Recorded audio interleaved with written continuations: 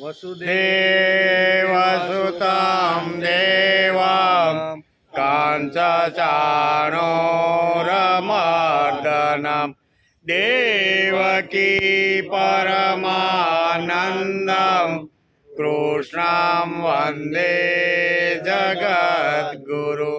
गुरुर्ब्रह्मा गुरुर्विष्णु गुरुर्देवो महेश्वर गुरुर्साक्षात् परब्रह्म तस्मै श्री गुरुवे नमः। नारायणं नमस्कृत्यं नरं चैव नरोत्तमं देवीं सरस्वती व्यासं ततो जयमुदीरयेत्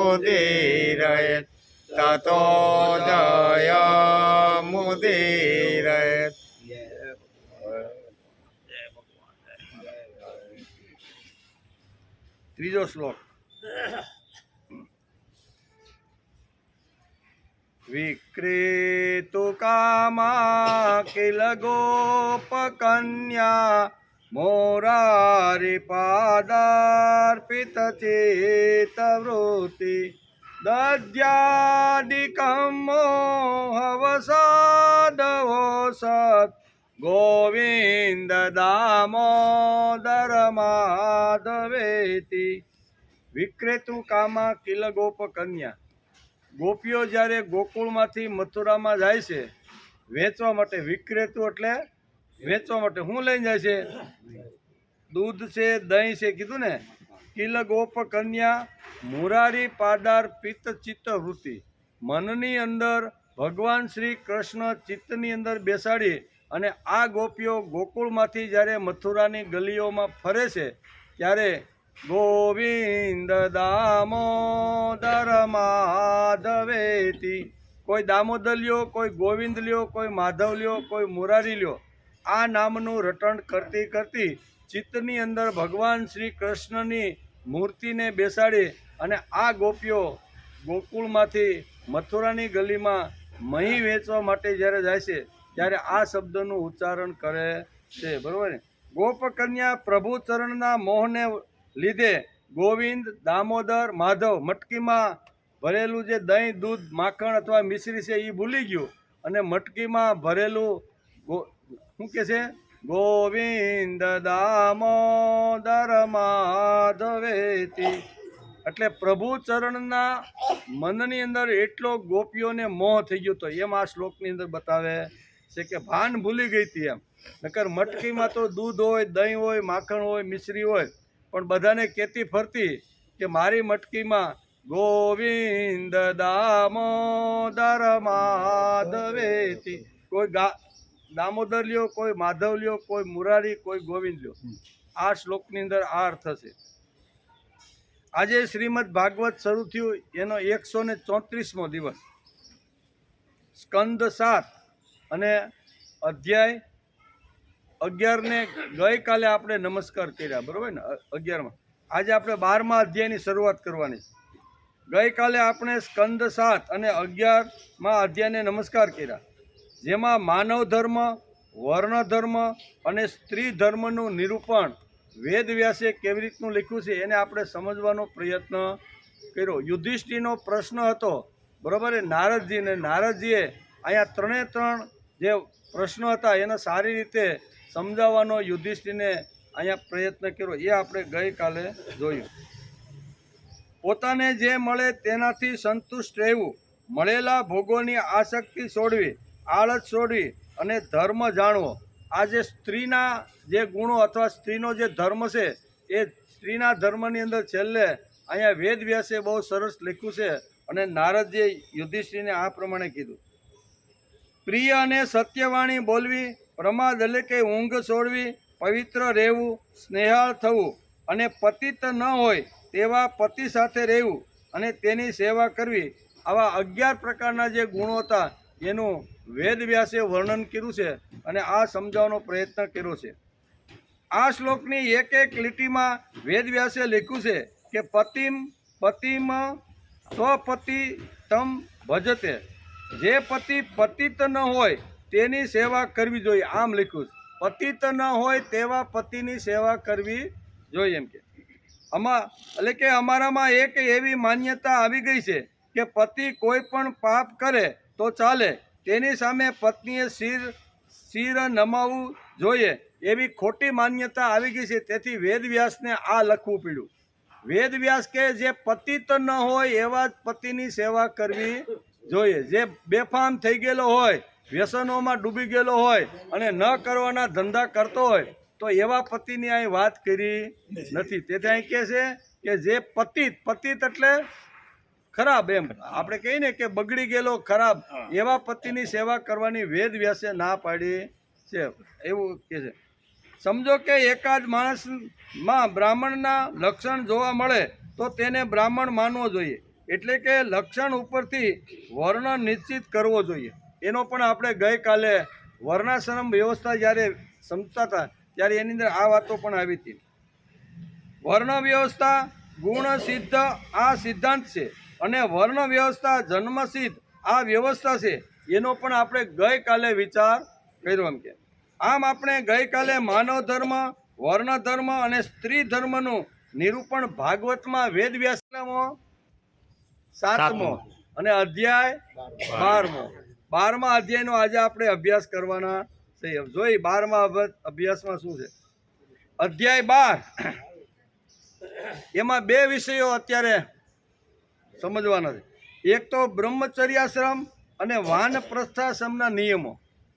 આ બંને બહુ સરસ રીતે વેદવ્યાસે ભાગવતના અહીંયા સ્કંદ 7 અને 12મા અધ્યાયમાં 2 વિષયો ઉપર બહુ સરસ રીતે સમજાવવાનો પ્રયત્ન કર્યો છે.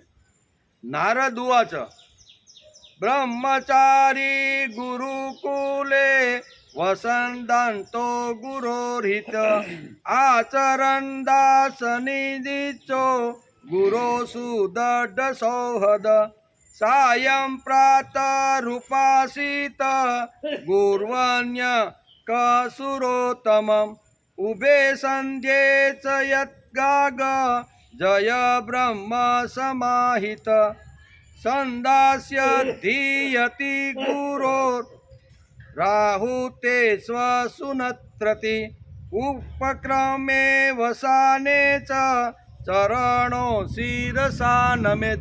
બહુ સરસ અહીંયા વેદવ્યાસે અહીંયા બ્રહ્મચર્ય સમજાવવાનો પ્રયત્ન કર્યો છે. અને નારદજી કહે છે કે હે રાજા યુધિષ્ઠિર, ગુરુકુળમાં નિવાસ કરતા બ્રહ્મચારીએ પોતાની ઇન્દ્રિયોને વશમાં રાખવી, સેવકની જેમ વિનીત બની રહેવું, ગુરુના ચરણમાં સુદૃઢ અનુરાગ રાખવો અને તેમના હિતના કાર્ય કરતા રહેવું. અહીંયા બહુ સરસ રીતે નારદજી અત્યારે યુધિષ્ઠિરને અહીંયા બ્રહ્મચર્યાશ્રમના નિયમો સમજાવતા કહે છે કે એકવાર તપોવનની અંદર વિદ્યાર્થી વિદ્યાભ્યાસ માટે જ્યારે જાય ત્યારે તેને કેવી રીતનું રહેવું, કેવી રીતનું બોલવું, કેવી રીતનું ચાલવું, કેવી રીતનો અભ્યાસ કરો, આ બધા નીતિ નિયમો સરસ રીતે અહીંયા નારદજીએ સમજાવવાનો પ્રયત્ન કર્યો છે.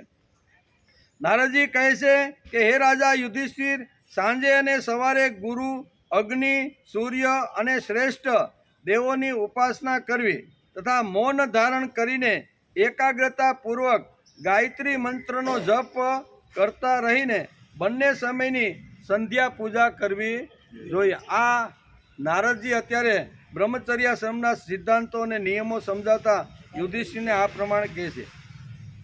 ભાગવતકાર લખે છે કે ઉભે સંધ્યે, હું લખ્યું છે આ શ્લોકમાં ઉભે સંધ્યે લખ્યું છે, ત્રિકાળ સંધ્યા નહીં. એમ ત્રિકાળ સંધ્યાની વાત ભાગવતકારે કરી નથી, ઉભે સંધ્યા લખી છે.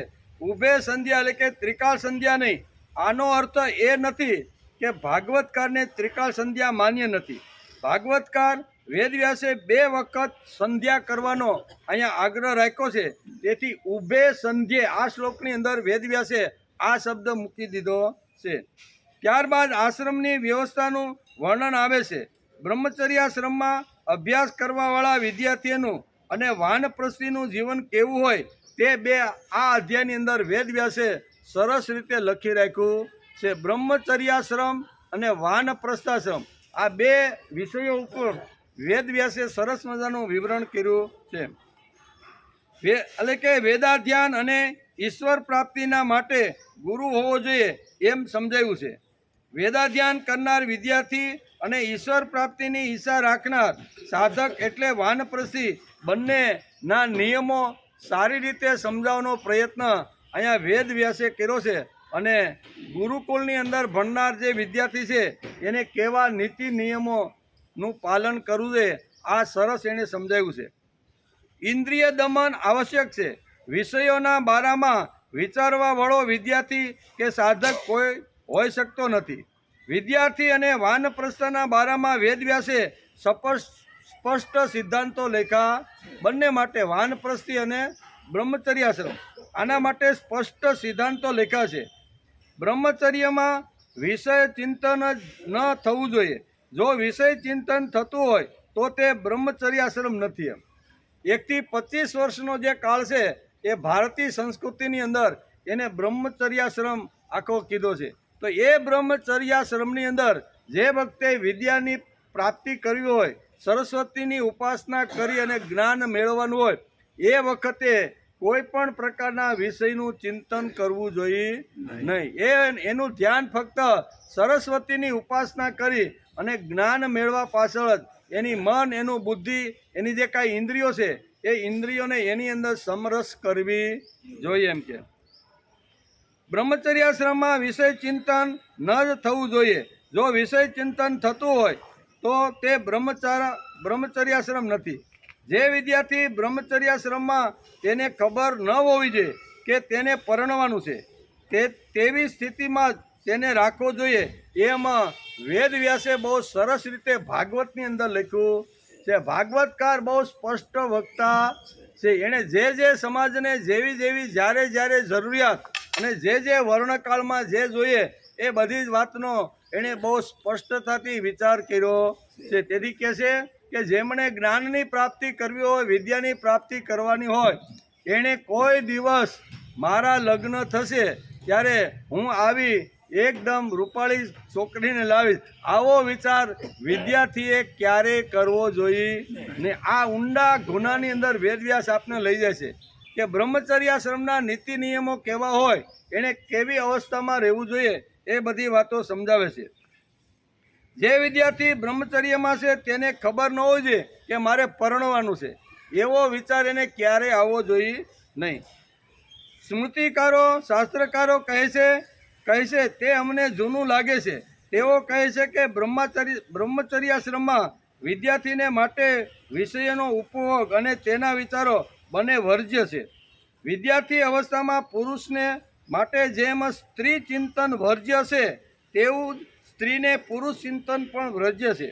એટલું જ નહીં, તેને લગતી વાર્તા પણ તેમણે 25 વર્ષ સુધી જે મહેનત કરે છે તેણે ગમે તેવા ચિત્ર પણ જોવા નહીં. ગમે તેવી આવી રીતની વિષય ચિંતનની જે કંઈ વાતો છે એવી વાતો પણ સાંભળવી જોઈએ નહીં. એનું મન તો સતત વિદ્યા પ્રાપ્તિમાં જ હોવું જોઈએ એમ વેદવ્યાસ લખે છે.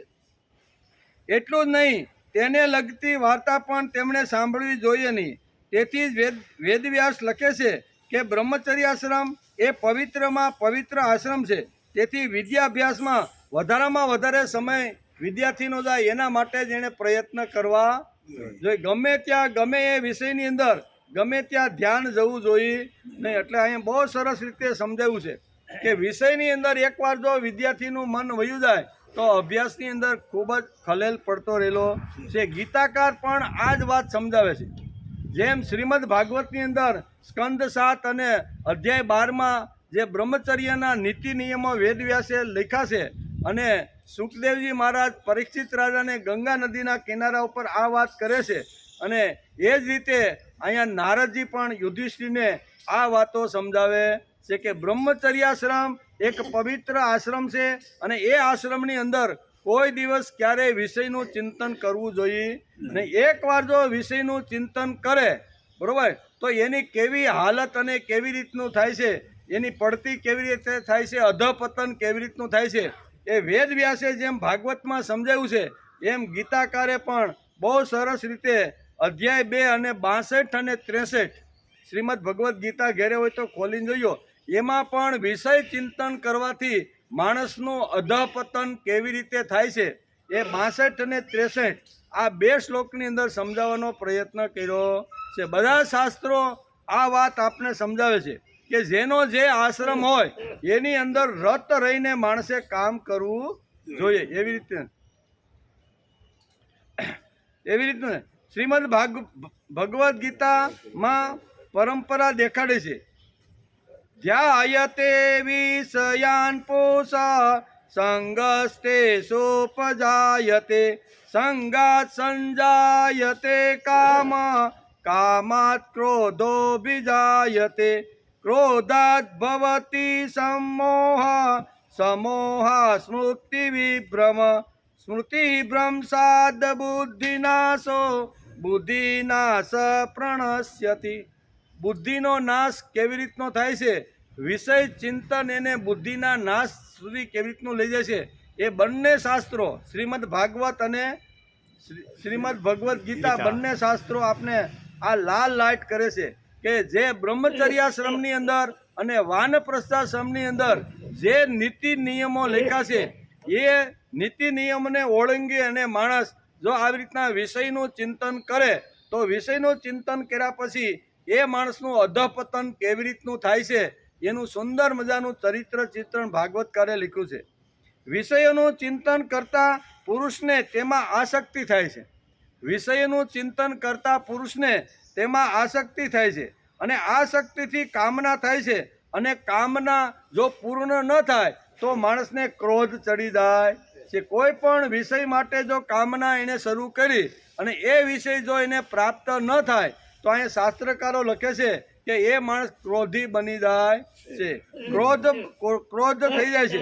ક્રોધથી મૂઢતા આવે છે અને મૂઢતાથી સ્મૃતિનો નાશ થાય છે અને સ્મૃતિના નાશથી બુદ્ધિનો નાશ થાય છે અને બુદ્ધિના નાશથી મનુષ્ય સંપૂર્ણ રીતે નાશ પામી જાય.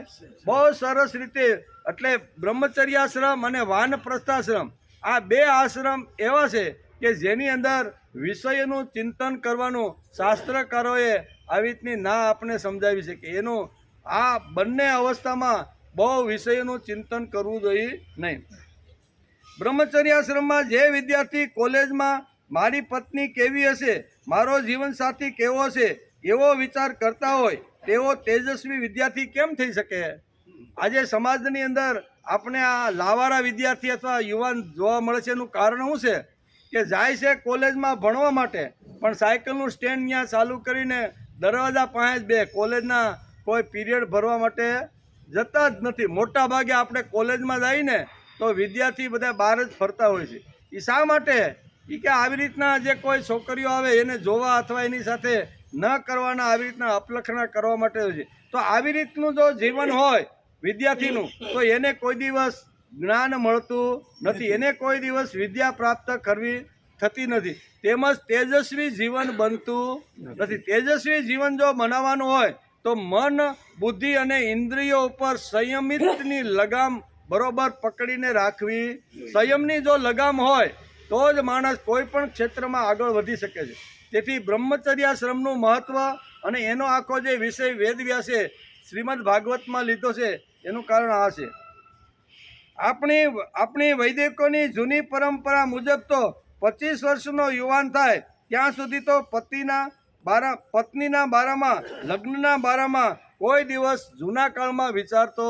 આ જૂના કાળની વિચાર પદ્ધતિ છે અને જૂના કાળની વિચાર પદ્ધતિ હતી એમાં વિદ્યાર્થીનો જ્યાં સુધી અભ્યાસ પૂર્ણ ન થાય અને જ્યાં સુધી ગુરુ એને સર્ટિફિકેટ ન આપે કે ભાઈ હવે તું ગૃહસ્થાશ્રમ કરવા માટે લાયક થઈ ગયો છો, 17-18 વર્ષ સુધી મારી પાસે રહ્યો, મારી પાસે જે જ્ઞાન હતું એ બધું મેં તને આપવાનો પ્રયત્ન કર્યો છે, હવે તું પરિપક્વ થયો છો, એવું સર્ટિફિકેટ જ્યાં સુધી અહીંયા વિદ્યાર્થીને જૂના કાળમાં ન મળતું ત્યાં સુધી વિદ્યાર્થી ગૃહસ્થાશ્રમ સ્વીકારતો નહીં અથવા ગૃહસ્થાશ્રમના જે વિષયોના જે છે એ વિષયોના ચિંતનો. ભાઈ 2 ખુરશી 3 પીડી લેતા હોય ને.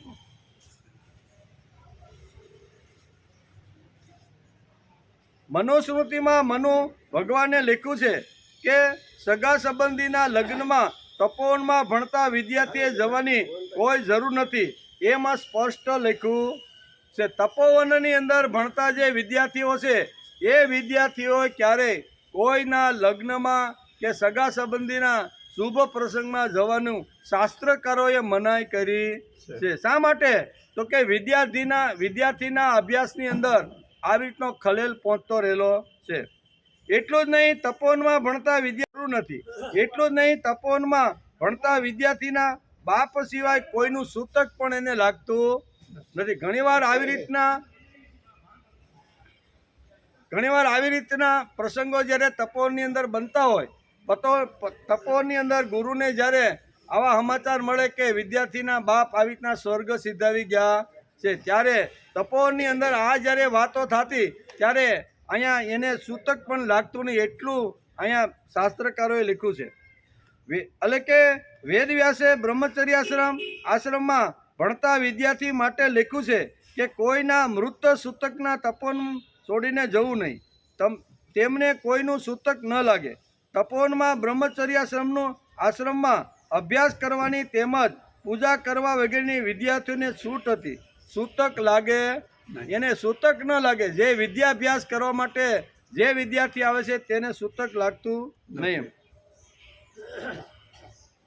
તપોવનમાં આશ્રમમાં અભ્યાસ કરવાની તેમજ પૂજા કરવાની બધા જ વિદ્યાર્થીઓને છૂટ હતી. બ્રહ્મચર્યાશ્રમના વિદ્યાર્થીને કોઈના લગ્નમાં જવાનું નહીં. છોકરા છોકરી બંનેને આ અતિ નિયમો આ તપોવનમાંથી મળતા હતા. ત્યારબાદ બ્રહ્મચર્યાશ્રમના વિદ્યાર્થી અને વાનપ્રસ્થી સાધક બંનેનું આચરણ કેવું હોય તે વેદવ્યાસે આ 12મા સ્કંદની અંદર સમજાવ્યું છે કે 12મા અધ્યાય સ્કંદ 7ની અંદર આ બંને વાતો સમજાવી છે. તેમાં પ્રમુખ વાત એ છે કે તેમણે ગુરુનું માનવું જોઈએ. એ તો સિદ્ધાંત છે.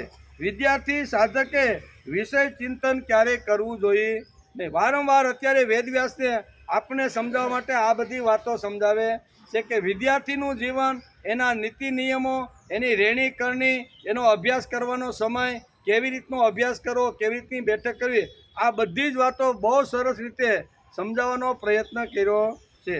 આગળ લખે છે કે વેદાધ્યાન કરતા વિદ્યાર્થી ગુરુ જ્યારે બોલાવે ત્યારે સંપૂર્ણપણે અનુશાસ્ત્ર શિસ્તમાં રહીને તેમની પાસે વેદોનો અભ્યાસ કરતા. પાઠના આરંભે અને ગુરુના ચરણોમાં માથું ટેકવીને પ્રણામ કરતા. પાઠનો જ્યારે આરંભ થાય ત્યારે આરંભ કરતાં પહેલાં ગુરુ જે આસન ઉપર બેઠા હોય એ આસન ઉપર બેઠેલા ગુરુને નમસ્કાર કરી અને પછી વિદ્યા અભ્યાસ કરવા માટે બેસતા. અને વિદ્યા અભ્યાસ જ્યારે પૂરો થાય અને જ્યારે ત્યાંથી જવાનું હોય ત્યારે પણ ગુરુને નમસ્કાર કરીને પછી વિદ્યાર્થીઓ જાય. આ બધી એક પરંપરા વેદવ્યાસે આપણે અહીંયા વિદ્યાભ્યાસ માણસને કેવી રીતે પ્રાપ્ત થાય છે એનું સુંદર મજાનું ચિત્રણ અહીં બહુ સરસ રીતે કર્યું છે.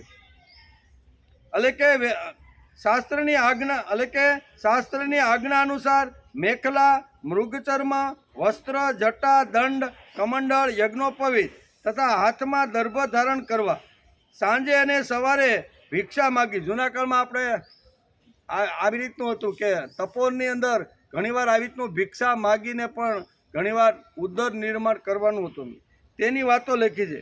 પોતાના શીલનું રક્ષણ કરવું, ઓછું જમવું, પોતાના કાર્યો નિપુણતા સાથે કરવા, શ્રદ્ધા રાખવી અને ઇન્દ્રિયોને પોતાના વશમાં રાખવી. સ્ત્રીઓને વશ રહેનારા સાથે જેટલી જરૂર હોય તેટલો જ વ્યવહાર કરવો. જે ગૃહસ્થ ન હોય અને પોતે બ્રહ્મચર્ય વ્રત લીધું હોય તેણે સ્ત્રી વિષયક ચર્ચાથી તો અળગા જ રહેવું જોઈએ. કારણ કે ઇન્દ્રિયો ઘણી બળવાન છે. તે પ્રયત્નશીલ સાધક કરનારાઓના મનને પણ ક્ષુબ્ધ કરી આકર્ષી લે છે. ઇન્દ્રિયો ખૂબ જ બળવાન છે. વેદવ્યાસે જે વખતે અહીંયા શું કહેવાય વેદોના 4 વિભાજન કર્યા, 4 વિભાજન કરી અને સુંદર મજાના 4 ગ્રંથો નિર્માણ કર્યા. 4 શિષ્યોને બોલાવીને એક ગ્રંથ આપ્યો અને એ ગ્રંથ અભ્યાસ વૃત્તિથી એના શિષ્યોને કીધું તમારે આનો ઊંડો અભ્યાસ કરવો જોઈએ. અને ઊંડો અભ્યાસ કરવા માટે એ વૈશંપાયન છે, જૈમિની છે, આવા જે એના વિદ્યાર્થી હતા એ બધા શિષ્યો હતા, એ અભ્યાસ કરવા માટે ગ્રંથોને લઈ ગયા. જૈમિની ઋષિનું એક રૂપક છે. સાચી વાત કેટલી છે એ તો આપણને ખબર નથી, પણ એકવાર જો માણસને સ્ત્રી વિષયની અંદર એનો જો એકવાર વિષયની અંદર જો એનું મન જો ડૂબી જાય તો ગમે તેટલો જ્ઞાની પુરુષ ક્યાં સુધી જાય છે એનો કોઈ નીતિ નિયમ રહેતો નથી. તેથી અહીંયા વાર્તાના રૂપમાં રૂપકના રૂપની અંદર અહીંયા જે વખતે વેદવ્યાસે સુંદર મજાનો ગ્રંથ લખ્યો અને ચારેય શિષ્યોને આપ્યા, એમાં એક શિષ્ય હતા એનું નામ હતું જૈમિની. જૈમિની પોતાને મળેલો જે ગ્રંથ છે એ લઈ અને પોતાના તપોવનની અંદર ગયા. તપોવનની અંદર ગયા, સુંદર મજાનો અભ્યાસ કરે છે, બરોબર. અને અભ્યાસ કરતાં કરતાં એ વેદવ્યાસે જે વિભાજન કરીને એને જે ગ્રંથ આપ્યો હતો એમાં એક શ્લોકમાં વેદવ્યાસે લખ્યું હતું કે ગમે તેવો જ્ઞાની પુરુષ હોય, જ્ઞાનની ટોચ ઉપર હોય, લોકો એને ભગવાન તરીકે પૂજતા હોય, આટલું જેનું જ્ઞાન હોય એવા જ્ઞાની પુરુષે પણ એકાંતવાસની અંદર બહેન હોય, દીકરી હોય કે સ્ત્રી હોય, એકાંતવાસમાં એની સાથે ક્યારેય બેસવું નહીં. આવો એક શ્લોક વેદવ્યાસે એ ગ્રંથની અંદર લખ્યો હતો. અહીંયા જૈમિની વિચાર કરે છે કે મારા જેવો જ્ઞાની તો આ દુનિયામાં કોઈ છે જ નહીં, અને તેથી જ મને મારા ગુરુએ મને આ ગ્રંથ આપ્યો હોય ને, પણ ગુરુની થોડીક લખવામાં ભૂલ થઈ ગઈ. આ એક શ્લોક લખ્યો છે કે જ્ઞાની પુરુષોએ કોઈ દિવસ એકાંતમાં જ્યાં સ્ત્રી હોય એ સ્ત્રીના સહવાસમાં રહેવું નહીં. એટલે મારા જેવો જ્ઞાની કોઈ દિવસ આવું કરે નહીં. પણ આ લખ્યું છે, કાંઈ વાંધો નહીં, લખ્યું છે તો લખ્યું છે એમ કહીને અભ્યાસની શરૂઆત કરે છે, બરાબર. ભર ઉનાળો હતો, એકા રૂપક છે, પછી સાચું કેટલું હોય એ તો પછી આપણે વિચારવાનું, વાર્તાના રૂપમાં છે, બરાબર. તો ભર ઉનાળો હતો, બપોરના સમયનો દિવસ હતો અને કાળજાળ કુટિયામાં બેસીને વિચાર કરે છે કે આ ભર ઉનાળાની અંદર આટલો બધો વરસાદ, આટલી બધી વીજળીના કડાકા કેમ છે. એટલે આ બધું જોવા માટે એ બહાર નીકળ્યા કે અચાનક આવી રીતનું પરિવર્તન વાતાવરણમાં કેમ થઈ ગયું. તો આવી રીતનું જોવા માટે એ જ્યારે બહાર નીકળે છે તો બહાર દરવાજા પાસે એક સ્ત્રી ખૂબ જ પલળેલી છે, સુંદર ચહેરો છે, અને એના નજરની અંદર, જૈમિનીના નજરની અંદર આ સ્ત્રી એની સામે આવે છે. સ્ત્રી આવે એટલે જૈમિનીને થયું આટલું ઘોર જંગલ છે, આજુબાજુમાં મારી કુટિયા સિવાય બીજા કોઈની કુટિયા નથી, આ સ્ત્રી જંગલમાં કંઈ કામ માટે આવી છે, અચાનક વરસાદ થયો અને આ કેટલી પલળે છે, કેટલી ઠંડીથી ધ્રુજે છે. એટલે એની પાસે જે કાંઈ છત્રી જેવું એ કાળમાં જે કાંઈ હશે એ લઈ અને એને પોતાના દરવાજા પાસે જાય.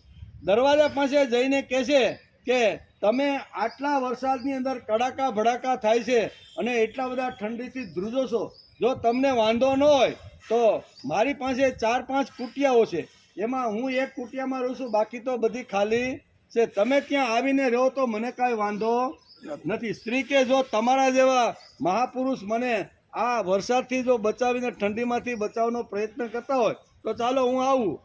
એમ કરી અને આ સ્ત્રીના ચામું એકદમ અહીંયા જૈમિની ઋષિ જોઈ રહ્યા છે કે આટલી સુંદર સ્ત્રી આ વનની અંદર એકલી શા માટે આવી. ત્યાંથી વિચાર શરૂ કરે છે.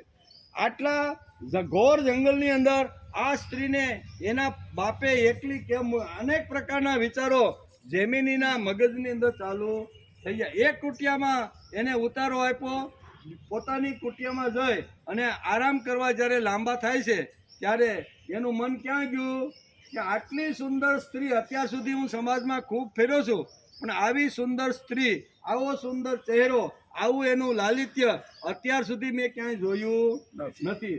વિચાર મંથન કરતા વિચાર આવ્યો કે એને મેં કુટિયા તો આપી છે પણ એને લૂસવા માટે કોઈ વસ્ત્ર આપ્યું નથી. મારી પાસે 2-3 વસ્ત્ર છે, ચાલી એકાદું વસ્ત્ર આપ્યું. આ વસ્ત્રનું બહાનું લઈ અને એ સ્ત્રીનો ચહેરો જોવા માટે જૈમિની કુટિયા પાસે જાય છે. દરવાજો ખખડાવે છે અને કે જો તમને વાંધો ન હોય તો મારી પાસે 2-3 આવી રીતના વસ્ત્રો છે, એનાથી તમારા શરીરને લૂસી કાઢો. તો કે કાંઈ વાંધો નહીં. એ વસ્ત્ર આપીને પાછા કુટિયામાં આવ્યા, પણ પડખા આડા હવળા ફરવા. કેટલી સુંદર સ્ત્રી છે, પરિણીય છે કે કુંવારી છે, આવા અનેક પ્રકારના વિચારો એને શરૂ થઈ ગયા. એમ બરોબર. પછી જેમિની વિચાર કરે છે કે કાંઈ વાંધો નહીં, જરીક જઈને પાછા બીજી વખત ગયા, જઈને જરીક પૂછ્યું કે જો તમને વાંધો ન હોય તો મેં તાપણી કરી છે, બહુ ઠંડીના દિવસો છે, સરસ મજાના લાકડા નાના મેં તાપણી કરી છે, તમને જો વાંધો ન હોય ને વસ્ત્ર તમારા બદલી ગયા હોય તો તમે તાપણીમાં મારી પાસે આવીને બેસો. તાપણીમાં આવ્યા, બંને વાતો કરતા બેસે છે. જેમિની પૂછે છે કે તમે આટલા ઘોર જંગલની અંદર એકલા તમે શા માટે આવ્યા, અને તમને આ તમારો ચહેરો જોયા પછી લાગે છે તમે કોઈ સારા ઘરની અથવા સારા માણસની દીકરી હોય એવું મને લાગે છે. પણ એક વાત તમને પૂછું કે તમે કુંવારા છો કે પરણેલા? આ પ્રશ્ન પૂછે છે. રૂપક છે આ બધું, કે તમે કુંવારા છો કે? વિષય માણસને ક્યાં સુધી લઈ જાય છે, તેથી શાસ્ત્રકારો ચિંતન માણસે કરવું જોઈએ. અને જો એકવાર વિષયની અંદર એનું મન ગયું તો એ મન એને ક્યાં સુધી લઈ જાય છે ને એનું કાંઈ નક્કી નથી. આ દ્રષ્ટાંત સમજાવવા માટે આવી વાર્તાઓ વેદવ્યાસે પુરાણમાં લખી છે, બરોબર. એ રૂપકના રૂપની અંદર લખી છે. ત્યારે આ નાની એવી યુવાન દીકરી 20-22 વર્ષની યૌવન, અને યૌવનની અંદર એમાંય પાછા થોડા વરસાદના છાંટા પડેલા હોય એટલે વધારે એનું યૌવન સરસ લાગે એમ છે. અને એમાંય તાપમાં એનો ચહેરો દેખાણો એટલે જેમિની કહે છે તમે કુંવારા છો કે પરણેલા? એ કે હું તો કુંવારી છું. તો કે તમે કુંવારા કેમ રહ્યા? તમારી ઉંમર તો લગ્ન લાયક પરણવા લાયક થઈ ગઈ છે, તો તમે આવા કુંવારા કેમ રહ્યા?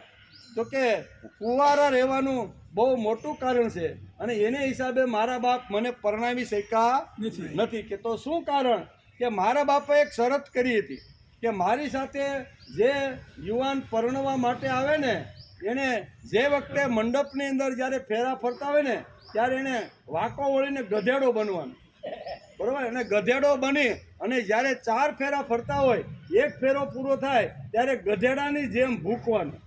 એ ગધેડાની જેમ ભૂકી અને 4 ફેરા પૂરા થાય એની સાથે મારા બાપ મારા લગ્ન કરવા માગે. ઘણા બધા યુવાનીઓ આવ્યા, એને કાંઈ તેજસ્વી યુવાનને આ શરત મંજૂર થાય નહીં કે આ બી તો ઘણી મળી રહે, આવું હવે ગધેડા જેવું થવું, એની માથે બેસવું અને એક ફેરો પૂરો થાય ને પછી ભોંક ગધેડાની ભૂકવું, આ ગધેડો થવું નથી. એમ કરીને ઘણા બધા છોકરા મને જોવા માટે આવ્યા, પણ બધા મારા બાપાને ના પાડીને ગયા કે તમારી કન્યા સાથે અમારે પરણવાનું, તેથી હું કુંવારી રહી ગઈ. એમ તમારા બાપાએ આ શરત કરી હતી? તો કે આ શરત કરી હતી. તેથી કે અહીંયા શું કે છે, જેમિની વિચાર કરે છે કે આ કુટિયા છે, જંગલ છે, સરસ મજાનો અગ્નિ પ્રગટેલો છે, અને અહીં ક્યાં કોઈ જોવે છે, ગધેડો થવામાં શું વાંધો? આવી રૂપાળી છોકરી જો મને પરણવા મળતી હોય તો ગધેડો થવામાં કાંઈ વાંધો નહીં. તો કે મને તમારા બાપની શરત મંજૂર છે. એ કે પણ તમારા જેવા મુનિ, તમારા જેવા વેદવ્યાસના શિષ્ય, અને જેણે તમને આવા ગ્રંથ સંભાળવા માટે ને એનો વિસ્તાર કરવા માટે આપ્યા છો, આવા મોટા માણસ સાથે હું આવી રીતની પરણી શકું નહીં. તમને મારે ગધેડો બનાવો એ તો મારા મગજમાં ઉતરતું નથી. આમ છોકરીએ અનેક પ્રકારની દલીલ કરી. જેમિની કહે છે કે તમે મને ગમો છો, તમે તમારું ચિંતન કરતા કરતા કુટિયામાં મને પણ ઊંઘ આવતી નથી. અહીંયા કોણ જોવે છે? હું ગધેડો બનવા માટે તૈયાર છું. વાર્તા તો લાંબી છે. કહેવાનો અર્થ કે એક વાર જો માણસનું વિષયની અંદર જો એનું ચિત્ત જાય, ચિંતન જાય, તો ક્યાં શું કહેવાય, બગીમાં બેઠેલી છોકરી તરફ જાય. એમ કે એક દિવસ હું પણ આવી રીતનો બગીમાં બેસીને પરણવાનું આ વિચાર આવ્યો, અને એક બાજુ એનો અભ્યાસ ચાલુ હોય તો એ વિષયની અંદર એનું ચિત્ત જાય છે, તેથી એ વિદ્યા પ્રાપ્ત કરી શકતો નથી. આટલા ઊંડા પાણીમાં આપને વેદવ્યાસ આ વિષયની અંદર લઈ જાય છે. તેથી બ્રહ્મચર્યાશ્રમનું ખૂબ જ સરસ આ 7મા સ્કંદના 12મા અધ્યાયની અંદર વેદવ્યાસે આ 2 વિષયો લીધા છે, બ્રહ્મચર્યાશ્રમ અને વાનપ્રસ્થાશ્રમ. એટલે કે છે કાંઈ વાંધો નહીં, જો તમે તૈયાર થતા હોય અને આટલી મોટાઈ મૂકીને તમે ગધેડો બનવા માંગતા હોય તો મને તો કાંઈ વાંધો નથી. મારા બાપાની શરત આટલી હતી, કાંઈ વાંધો નહીં. અગ્નિ તો પ્રગટેલો જ હતો, અગ્નિને કાંઈ પ્રગટાવવાનો હતો નહીં. એટલે કે વળો વાંકા, બીજું હું. જેમિની વાંકા વળ્યા અને માથે આવી રીતના બેસી અને પહેલો ફેરો ફેર્યો અને ગધેડાની જેમ ભૂક્યા. બીજો, ત્રીજો ને ચોથો ફેરો ફરી અને જ્યારે ગધેડાની જેમ ભૂકવા જાય છે અને હું કહેવાય જેમીની ઉપર જો છે કે આ કેટલું સરસ રૂપ છે. આ તો વેદ વ્યાસની દાઢી હાથમાં આવી. શું આવ્યું? દાઢી. આ તો મારા ગુરુ છે. એ ગુરુની વિશે કહ્યું કે એકાંતની અંદર કોઈ સ્ત્રીએ વિદ્વાન પુરુષે જ્ઞાની પુરુષે એકાંતમાં સ્ત્રીની સાથે ક્યારેય બેસવું જોઈએ. આ મારા ગુરુનો જે શ્લોક છે ને એ ખોટો છે. એને આ ખોટું લખ્યું છે. એટલે એને પાઠ ભણાવવા માટે વેદ વ્યાસે આ એક માયાજાળ રસી અને એને સમજાવ્યું કે ભાઈ મેં જે ગ્રંથ તને આપ્યો છે એની અંદર કોઈ ગડબડ મેં લખી નથી. ગમે તેવો જ્ઞાની પુરુષ હોય, ગમે તેવો વિદ્વાન પુરુષ હોય, ગમે એટલી ટોચ ઉપર પ્રભુ સુધી પહોંચેલો માણસ ભક્ત પણ હોય તો પણ એને સ્ત્રી જ્યાં હોય એકાંતમાં એ સ્ત્રી સાથે એકાંતમાં કોઈ દિવસ એની સાથે બેસવું. આટલું જબરજસ્ત અહીંયા વિષય ચિંતનથી માણસ નીચો આવી જાય છે. બરોબર. એ આપણે શાસ્ત્રકારો રૂપકો દ્વારા સમજાવવાનો પ્રયત્ન કરે છે કે આવા નાના નાના રૂપકો આટલા મોટા મહાન વ્યક્તિ પણ જો આવી રીતના હોય અને એ જો પડી જતા હોય તો આપણે તો હવે પાપા પગલી ભરતા રહેલા સામાન્ય માણસો છીએ. તેથી અહીં કે છે સાપ સીડીની રમત આવે ને, આપણે નાના નાના હતા ત્યારે સાપ સીડીનું રમત આવતી બરોબર. એ બે આમ રીતના પાન્યા હોય અને એક બાજુ સાપ જીતેલો હોય ને એક બાજુ સીડી. આમ દાવ નાખતા નાખતા 1 2 3 કરતા કરતા માણસ પહોંચે. બહુ સુધી પહોંચવાનો હોય અને 99 એની કાકરી પડેલી હોય.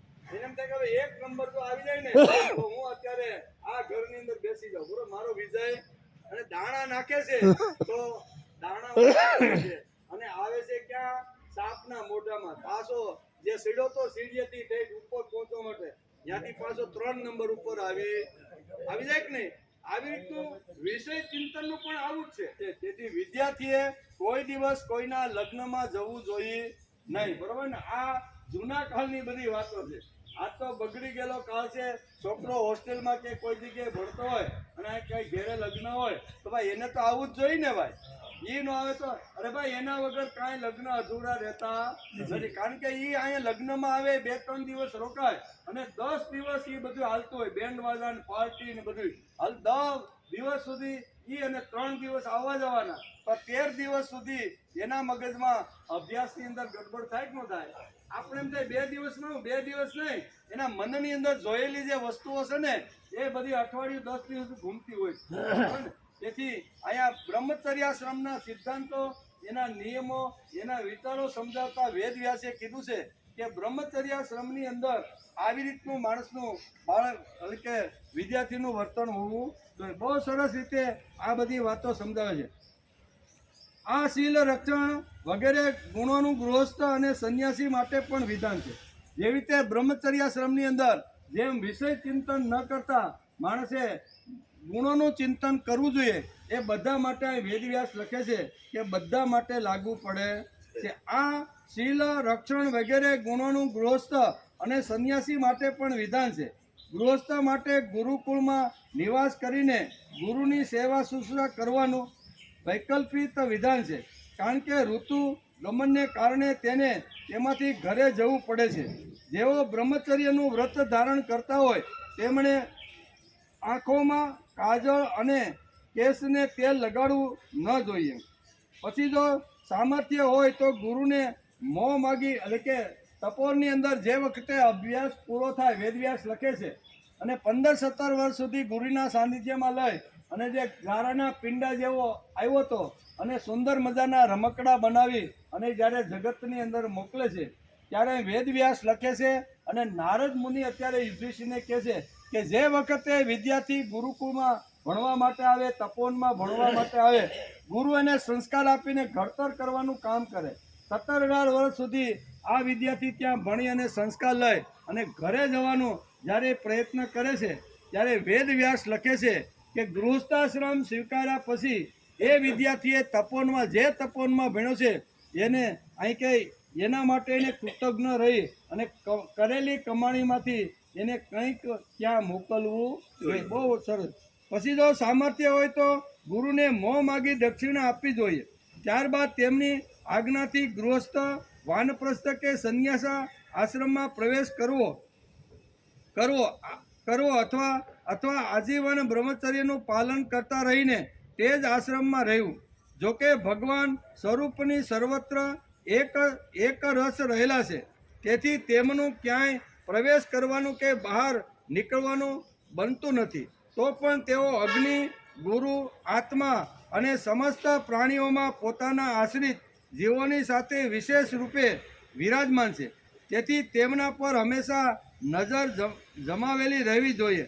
આ પ્રમાણે આચરણ કરનારો બ્રહ્મચારી, વાનપ્રસ્થ, સંન્યાસી અથવા ગૃહસ્થી વિજ્ઞાન સંપન્ન થઈને પરમ બ્રહ્મ તત્વનો અનુભવ પ્રાપ્ત કરે છે. ચારેની બ્રહ્મચર્યાશ્રમથી શરૂઆત કરી અને આ બધા ભાગવત સ્કંદ 7 અને અધ્યાય 12 એમાં 2 વિષયો ઉપર યુધિષ્ઠિરે સુખદેવજી મહારાજને પ્રશ્ન કર્યો છે અને એના જવાબમાં બ્રહ્મચર્યાશ્રમના નીતિ નિયમો, રહેણી કહેણી, એની વાણી, વર્તન, વિચાર કેવી રીતનું રહેવું, બરાબર ને, 1 થી 25 વર્ષના જે બ્રહ્મચર્યાશ્રમના જે નિયમો છે એ બહુ સરસ રીતે અહીંયા 1 થી 16 શ્લોકની અંદર આ બ્રહ્મચર્યાશ્રમનો સિદ્ધાંતો આપણે સમજાવવાનો પ્રયત્ન કર્યો 16 શ્લોકમાં, અને એનો આપણે આપણી બુદ્ધિ અનુસાર સમજવાનો પ્રયત્ન કર્યો છે કે જો ખરેખર વિદ્યાર્થી વિદ્યાભ્યાસ માટે જ્ઞાન માટે જો જતો હોય અને એને જો મગજની અંદર બીજા જ વિષયો જો ઘૂમતા હોય કે હું પણ આવી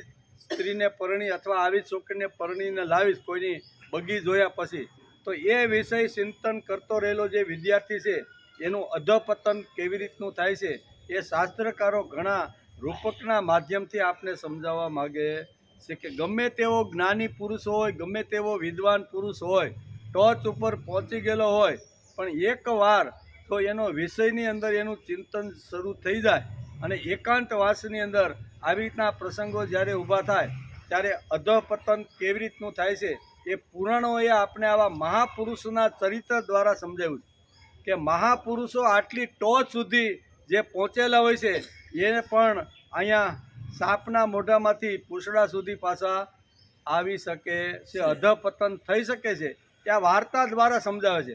તેથી આપણે વિચાર કરતા હતા કે વેદવ્યાસે શ્રીમદ ભાગવતની અંદર અને પુરાણોની અંદર ઘણી બધી વાર્તાઓ લખી છે.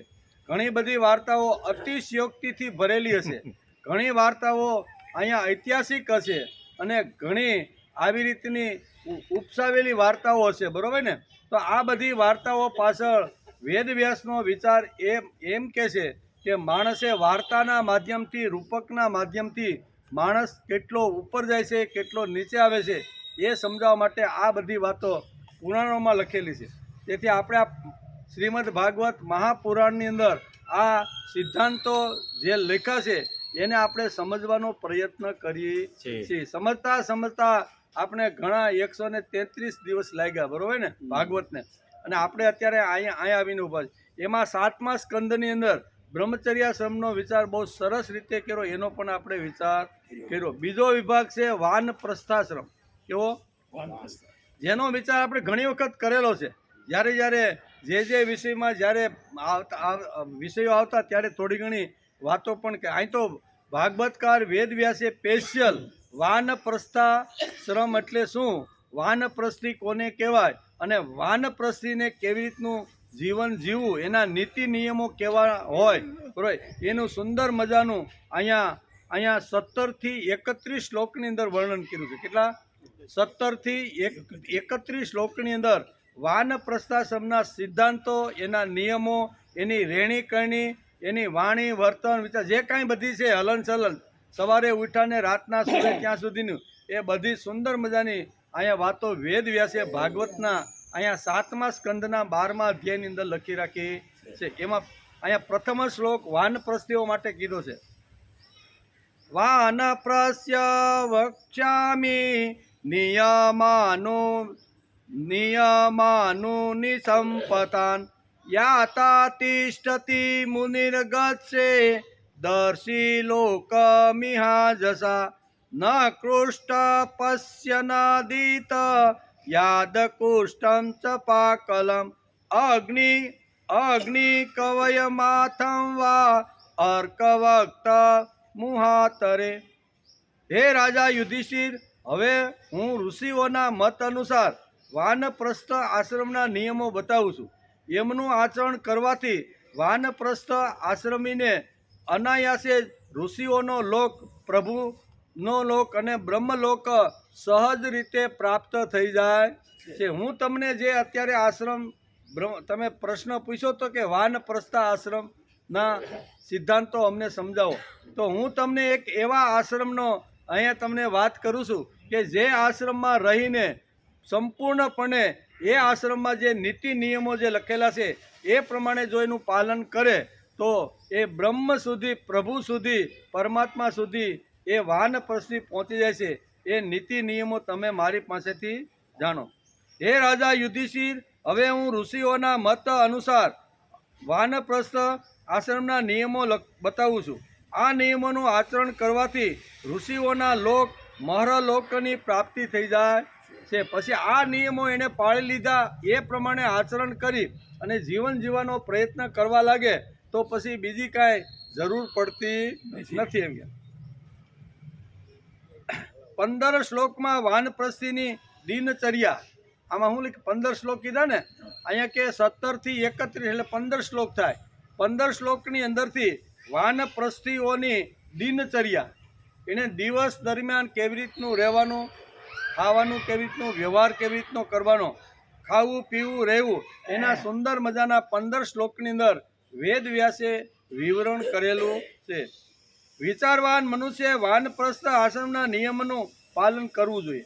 જે વિચારવાન છે એના માટે, બાકીના માટે નથી. જેને માનવ દેહ મળ્યા પછી આ દેહ મને શા માટે મળ્યો છે, અને માનવ દેહ મળ્યા પછી ભગવાને મને આ 51 વર્ષ સુધી શા માટે જીવાડ્યો છે. અમારી સાથે ઘણા બધા જન્મેલા, અમારી સાથે ઘણા ભણતા રહેલા અને ઘણા અમારી સાથે ધંધા કરતા રહેલા ભગવાને એને ઉપાડી લીધા છે. મને શા માટે તમે જીવતો રાખો, એ વિચાર કરવાનો દિવસ એટલે 51મા વર્ષથી. કે મારી સાથે ભણતા, હરતા, ખાતા પીતા ઘણા મારા મિત્રો છે, ઘણા બધા સંબંધીઓ છે, એ બધા મારી સાથે જન્મેલા ઘણા બધા ભગવાન સુધી પહોંચી ગયા છે. ભગવાન તમે મને આ જગતમાં જીવતો શા માટે રાખો, એવા જે વિચારશીલ માણસ છે એણે વાનપ્રસ્થાશ્રમનો વિચાર કરી લેવો જોઈએ. બધા કરી શકતા નથી, બધા તો મળ્યું છે અને ટાઈમ પાસ થતો નથી એટલે એકાદો ઝાડવું ને બાકડા ગોતી લ્યો અને ગામ ગપાટા 9 થી 12 મારો અને 12 વાગ્યા ઉપડ્યા, પાછા 4 વાગે ચા પાણી પીને જાય અને 7 વાગે ઝાલરનો ટકોરો પડે કે ભાગો. મંદિરમાં તો બેઠા જ હોય, બરોબર સમય થાય ભગવાનની ઝાલરનો ટકોરો વગડે એટલે કે પન્યું હરખું ખકેરીને માથે બાંધીને કે હાલો હવે વાળુનો ટાઈમ થઈ ગયો, તો 5 મિનિટ બેસની ભાઈ ભગવાનની આરતી રહે તો એ બેસતા. આના માટેનો કોઈ વિચાર નથી. પણ જેને કાંઈક જીવનની અંદર સારા ગુણો પ્રાપ્ત કરવા છે, માનવ દેહ મળ્યો છે તેને સાર્થક કરવો છે. આવો માનવ દેહ વારંવાર મળે કે નહીં મળે એની મને કોઈ ગેરંટી નથી. તો મળેલો છે તો એનો સારામાં સારી રીતે સદુપયોગ કેવી રીતે કરવો, એવો જે વિચારશીલ જે વાનપ્રસ્થિ છે એના માટેના નીતિ નિયમો વેદ વ્યાસે ભાગવતની અંદર આ 15 શ્લોકની અંદર લખી રાખ્યા છે. એને આપણે સમજવાનો આજે પ્રયત્ન કરવાનો છે. વાનપ્રસ્થાશ્રમ એ સંસ્કૃતિની કરોડરજ્જુ છે. કેવી? સમાજમાં 4 પ્રકારના વર્ણો લોકો છે, બરોબર. પછી એ બાળક હોય, યુવાન હોય અને વૃદ્ધ હોય. 3 પ્રકારના આવી રીતના બાળકમાંથી યુવાન અને યુવાનમાંથી વૃદ્ધત્વ માણસને પ્રાપ્ત થાય છે. તો કે વાનપ્રસ્થ એ સંસ્કૃતિની કરોડરજ્જુ છે. કોઈ પણ માણસને જો ટટ્ટાર ઊભો રાખવાનો હોય ને તો એની કરોડરજ્જુ મજબૂત હોવી જોઈએ. કરોડરજ્જુ જો તૂટી ગયેલી હોય તો 4 પૈગે પણ ઘણીવાર આપણે ઘણા ભાઈઓ અને બહેનોને આપણે હાલતા જોઈએ 4 પૈગે, હા વાંકા વળી ગયા હોય છે. એનું કારણ શું છે કે એની કરોડરજ્જુ તૂટી ગઈ છે. કરોડરજ્જુ તૂટી ગયેલો માણસ ટટ્ટાર બેસી શકતો નથી કે ટટ્ટાર ઊભો રહી શકતો નથી. તો આખો જે સમાજ છે આપણો, બરોબર, એ સમાજની કરોડરજ્જુ એટલે વાનપ્રસ્થાશ્રમ. વાનપ્રસ્થાશ્રમ કરોડરજ્જુ એટલા માટે છે કે બાળપણની અંદર મારો અભ્યાસ કરવામાં ગયો, પછી ગૃહસ્થાશ્રમ સ્વીકાર્યો ત્યારે ધંધો અને નોકરી અને વ્યવહાર અને બાળકોને ભણાવવા એની અંદર રાત દિવસ મહેનત કરી અને મારો મોટા ભાગનો સમય એની અંદર ગયો. તેથી હું પ્રભુ ભક્તિ, પ્રભુ ચિંતન કરી શક્યો નથી. ભણવામાં ગયું, બાકીનો ગૃહસ્થાશ્રમ સ્વીકારી અને બાળકોને આવી રીતના સારા કરવા માટે ગયા, કમાવા માટે ગયો. એમાં મારો મોટા ભાગનો જે સમય હતો એ 25-30 વર્ષનો સમય એની અંદર વીતી ગયો. અને હવે છોકરા સારા થઈ ગયા, સજ્જન થઈ ગયા, પરણાવી દીધા, ધંધા ઉપર સારી રીતે આવી રીતનો લગામ હાથમાં લઈને મારા કરતાં સારો ધંધો કરવા લાગ્યો છે, તો હવે મારે શું કરવાનું? તો વધારેમાં વધારે વાનપ્રસ્થી પાસે પ્રભુ ભક્તિ કરવાનો વધારેમાં વધારે જો આ જગતની અંદર કોઈની પાસે જો સમય હોય ને તો એ વાનપ્રસ્થીઓ માટે છે. કારણ કે કોઈ પ્રકારની જવાબદારી નથી, કમાવા જવાની જવાબદારી નથી, વ્યવહાર ચલાવવાની જવાબદારી નથી, બરાબર ને? આપણે સામેથી જઈએ તો એક વાત જુદી છે, પણ દીકરાઓ આપણે કાંઈ કહેતા નથી કે બાપા તમે કમાવા માટે જાઓ કે તમે ઓફિસે 2 કલાક આવો, એવું ક્યારેય કહેતા નથી. તો આ વાનપ્રસ્થાશ્રમ શાસ્ત્રકારે કીધું કે શ્રીમદ એટલે કે અહીં કે સંસ્કૃતિની કરોડરજ્જુ આટલા માટે કીધી છે. એની પાસે પુષ્કળ સમય છે અને એ સમયનો જો સદુપયોગ કરે ને તો માણસ ભગવાન સુધી પહોંચી શકે છે. તેથી અહીં શાસ્ત્રકારોએ કીધું છે કે જે આશ્રમમાં રહી રત થઈ અને એ આશ્રમને સંપૂર્ણપણે એના નીતિ નિયમોનું જો પાલન કરે ને તો પછી બીજું વધારે બહુ કરવાની જરૂર રહેતી નથી. જે આશ્રમ હોય એની અંદર એના જે નિયમો વેદવ્યાસ જેવા મહાપુરુષે જે સિદ્ધાંતો આપને સમજાવ્યો છે એનો જો વિચાર કરીએ તો માણસને અગવડ પડતી નથી. તેથી યુધિષ્ઠિરને લાગ્યું છે કે હવે સત્તા મારા હાથની અંદર આવી છે, કારણ કે અત્યાર સુધી તો ઘણું બધું આવી રીતનું કર્યું, તો આવી છે તો મારે હવે કેવી રીતનું કરવાનું, આ પ્રશ્ન યુધિષ્ઠિર પૂછે છે. શાસ્ત્રકારો કહે છે કે વાનપ્રસ્થાશ્રમ એ સંસ્કૃતિની કરોડરજ્જુ છે. સમાજમાં વાનપ્રસ્થ સમાજ ખતમ થયો છે તે સમાજની જે સમાજની અંદર વાનપ્રસ્થાશ્રમ બગડી જાય અથવા ખતમ થઈ જાય અથવા એના નીતિ નિયમો પ્રમાણે ન હાલે તો સમાજ પણ ખતમ થઈ જાય છે. માણસ પેલો વાનપ્રસ્થી જો બગડે ને તો આખો સમાજ બગડી જાય છે. તેથી આપણે ઘરની અંદર ફરિયાદ કરીએ, દીકરો અમને પૂછતો નથી, દીકરો અમારું માનતો નથી, ગમે તેવા કામ કરવા માટે જાય તો કહેતો નથી કે હું આટલા દિવસ માટે અહીં જાઉં છું, બાપુજી તમે ઘેરે છો કે કેમ? કોઈ પૂછે? કોઈ પૂછતું નથી. 2 દિવસ ઘરમાં યુવાન દીકરો દેખાય નહીં એટલે ઘરવાળીને પૂછે કે આપણો ઓલો સગન્યો ક્યાં ગયો? તો કે લે એ તો સાયના ગયો છે. એ કે લે સાયના સુધી પહોંચી જાય તો પણ બાપને ખબર. આ બગડેલા સમાજનું નિશાન છે. બગડ્યો શા માટે? તો કે વાનપ્રસ્થાશ્રમ વાનપ્રસ્થી બગડ્યો એટલે એની પાછળ આખો સમાજ બગડવાનો. કારણ કે વાનપ્રસ્થીનું કામ જ સમાજના અંતિમ માણસ સુધી સંસ્કારો પહોંચાડવાનું છે અને એ પહોંચાડવાનું બંધ કરે અને સમાજ ખાડામાં જાય એમ વેદવ્યાસને લખવાનું છે. અને તેથી કહે છે કે સમાજ ખતમ થયો છે એનું કારણ વાનપ્રસ્થાશ્રમ બગડી ગયો છે. એટલે કે વાનપ્રસ્થાશ્રમ એ આધ્યાત્મિક આવશ્યકતા છે. વાનપ્રસ્થ એટલે પ્રૌઢ, વાનપ્રસ્થ એટલે એક અનુભવી, શક્તિશાળી, પ્રભાવી શક્તિ. વાનપ્રસ્થ એટલે કે અનુભવી અને પ્રભાવી શક્તિ છે. એની પાસે આટલા 50 કે 60 વર્ષનો અનુભવ લઈ અને અત્યારે સમાજમાં ફરે છે. તો 60 વર્ષના અનુભવની અંદર ઘણું બધું ચડતી પડતી, ખાટી મીઠી, અગવડ સગવડ બધું જોયું હશે ને, તો એનો અનુભવ લઈને એનું પોટલું લઈને અત્યારે એ છે. તેથી અહીં કહે છે કે સમાજની અંદર વાનપ્રસ્થ એટલે પ્રૌઢ, એકદમ પ્રૌઢ એટલે જેની બુદ્ધિ સ્થિર થઈ ગઈ છે તેવો એમ પ્રૌઢ એક અનુભવી, શક્તિશાળી, જેની પાસે ઘણા બધા ધંધા વ્યવહાર અને કૌટુંબિક આવી રીતના હશે, એમાં ઘણા બધા, અને એકદમ શક્તિશાળી પ્રભાવી શક્તિ સમાજ માટે ઊભી કરી છે વેદવ્યાસે. તેથી વેદવ્યાસ આપણે વાનપ્રસ્થ સમાજ કેવો હોય અને એની અંદર કેવી રીતના નીતિ નિયમો હોય અને એમાં વાનપ્રસ્થીએ કેવી રીતનું જીવન જીવવું એ બધી જ વાતો સમજાવે છે. કે વાનપ્રસ્થ આશ્રમીએ એટલે કે ખેડેલી જમીનમાંથી ઉત્પન્ન થતા ચોખા, ઘઉં વગેરે ધાન્ય ખાવા જોઈએ નહીં. ખેડા વિના પેદા થયેલું અનાજ પણ જો તે સમયે પાક્યું હોય તો તે પણ ન પાક્યું હોય તો પણ તે ખાવું જોઈએ નહીં. પાકેલું અનાજ, ખેડા વગરની જમીનમાંથી મળેલું ધાન્ય જો આ રીતનું હોય તો એને ખાવું નહીં. પરિપક્વ થયેલા વનની અંદર, જંગલની અંદર આવી રીતના જે ફળો હોય છે એ ફળોનો એને શું કહેવાય, એને આહાર કરવો જોઈએ. તેથી જૂના કાળમાં વાનપ્રસ્થી, જૂના કાળમાં, અત્યારે તો બધા વન પણ ગયા, તપોવન ગયા, ઋષિના આશ્રમ ગયા, તેથી હવે કરે શું? પણ જૂના કાળમાં આ જૂના કાળની વાતો વેદવ્યાસ લખે છે કે જૂના કાળમાં જે વખતે 51 વર્ષ પછીની ઉંમર થાય એટલે વાનપ્રસ્થી થઈ જતો અને વાનપ્રસ્થી થયા પછી એ પોતાના દીકરાના હાથની અંદર સંપૂર્ણ વ્યવહાર સોંપી અને જંગલમાં પોતાના જીવન વિકાસ માટે, પોતાનો આત્મવિકાસ માટે, હવે મારે ત્યાં જવું છે એની મારી તૈયારી કરવા માટે એ જંગલમાં ઋષિઓના આશ્રમમાં પતિ અને પત્ની વાનપ્રસ્થીઓ બંને જતા હતા. એની અહીં વાત છે કે ખેડેલું જે અનાજ હોય ને એમાંથી જે ઉત્પન્ન આવે એ એણે ખાવું નહીં. તો ખાવું કયું?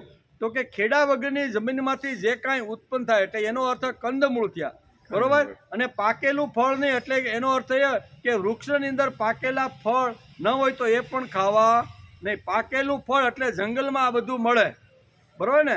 જે કાંઈ કંદમૂળ છે, જે કાંઈ જે આ ફળ છે એ બધા ક્યાં મળે? જંગલમાં. તેથી અહીંયા જંગલમાં વાનપ્રસ્થીએ જવાનો આગ્રહ વેદ વ્યાસે રાખ્યો છે. વન્યતે ગમ્યતે ઇતિ વનમ, વનની અંદર જઈ અને વાનપ્રસ્થીએ ઋષિના આશ્રમમાં જીવન જીવવાનો પ્રયત્ન કરવો જોઈએ. આ બધી વાતો છે. જંગલમાં આપોઆપ જ પેદા થયેલા ધાન્યોથી નિત્ય નૈમિતિક ચરુઓ અર્થાત યજ્ઞ નિમિત્તે રાંધેલા અન્નનો અને પુરોડવાસો અર્થાત યજ્ઞ માટે બનાવેલા ચોખાના લોટના ભોજનનો હવન કરવો. જ્યારે નવા અન્ન, ફળ, ફૂલ વગેરે મળવા લાગે ત્યારે અગાઉ એકઠા કરેલા અન્નનો પરિત્યાગ કરી દેવો. અગ્નિહોત્રના અગ્નિની ઝાળમાંથી એટલે કે જાળવણી માટે ઘર, પર્ણકુટી કે પહાડની ગુફામાં આશ્રય લેવો. પોતે ઠંડી, પવન, અગ્નિ, વરસાદ અને ગરમી સહન કરવા. માથા પર જટા ધારણ કરવી અને વાળ રૂવાડા, નક્કે દાઢી. આ જૂના કાળની બધી વાતો છે. અત્યારે આ કાંઈ આપણે બહુ અત્યારે સમાજમાં આપણે દેખાતું નથી એમ. પણ જૂના કાળમાં જ્યારે વાનપ્રસ્થ થાય અને વાનપ્રસ્થ ઘર છોડીને જ્યારે જંગલમાં જાય, ઋષિઓના આશ્રમમાં રહે, ત્યારે એને કેવી રીતનું વર્તન કરવું, કેવી રીતનું જીવન જીવવું, કેવી રીતનો ખોરાક ખાવો, આ બધી વાતો શાસ્ત્રકારોએ લખી છે. તેથી વાનપ્રસ્થાશ્રમ એ આધ્યાત્મિક આવશ્યકતા છે. વાનપ્રસ્થ એટલે પ્રૌઢ અને એક અનુભવી આવી રીતની શક્તિ છે. એ શક્તિ અહીં શાસ્ત્રકારો આપણે સમજાવે છે. ઋષિઓ અને અવતારોએ પણ સમાજ ઉપર પ્રેમ કર્યો છે. તેમણે વાનપ્રસ્થાશ્રમ આખો ઊભો કર્યો છે. ઋષિઓએ પણ પ્રેમ કર્યો, શાસ્ત્રકારોએ પણ સમાજ ઉપર પ્રેમ કર્યો છે. જે વાનપ્રસ્થાશ્રમ ન સ્વીકારે તે પાપી છે એવું શાસ્ત્રકારોએ કહ્યું છે. તેથી જ વેદવ્યાસે વર્ણાશ્રમ વ્યવસ્થા સુંદર રીતે સમજાવવાનો પ્રયત્ન કર્યો છે. વાનપ્રસ્થાશ્રમ દરેક માણસે એનો સ્વીકાર કરી લેવો જોઈએ. સ્વીકાર કરવાનો એટલે શું કરવાનું?